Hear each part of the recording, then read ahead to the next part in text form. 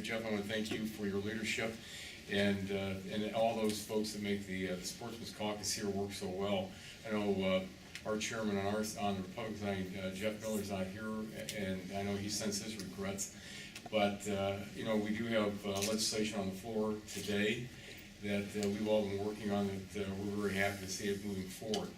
And we just have to make sure that I'm positive that we'll get it out today. We'll work on these amendments that they want to try to get in the bill, but I'm sure that we'll do our best and we'll keep the bill the way it should be.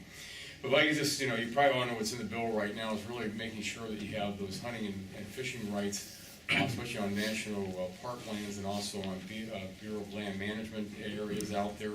Another big part of it is for those individuals out there that took polar bear up in Canada to be able to bring those animals back to the United States and pay that fee. And also there's a big part out there is this whole question about the EPA and lead.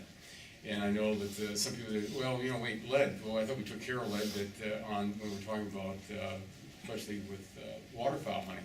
I said, no, you got to remember that they're also trying to ban anybody that shoots 22 or 243, or I don't care what it is out there, if you're hunting, to say they can't have any lead-based in it. So those are issues out there that we want to make sure that are taken care of in this piece of legislation, but it's also ensure, you know, I come from a state from Ohio. 97% of the state of Ohio is privately owned. But then, of course, we get out west and you can almost reverse that. And a lot of folks, you know, when people talk to people from the east, they don't remember that there's so much public land out there that should be open to the citizens of this great country to be able to utilize them. So I just want to thank you all for being here and for all that you do for the outdoors. And, you know, and Jeff's heard me say this so many times, I'm sure some of you have heard this. One of my big pushes always is we got to make sure that the next generation of hunters and fishermen and fisherwomen are out there. We want to make sure that we encourage kids to get out. You know, years ago, our kids had said that to my wife and me, they wanted, I don't know what these games are they play on TV, and they said, well, all of our friends have them. I said, well, you know, if all your friends jumped off a cliff, would you do it? And they said, no, we're not going to get one. so, you know, and I know that some of you, I've had some folks ask me how my hunting season went, and I always have to start this way.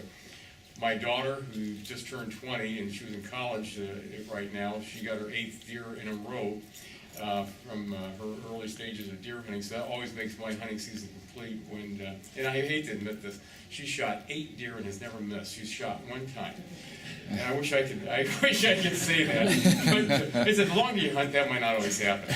So, but thanks very much for being here, and again, thanks for your leadership.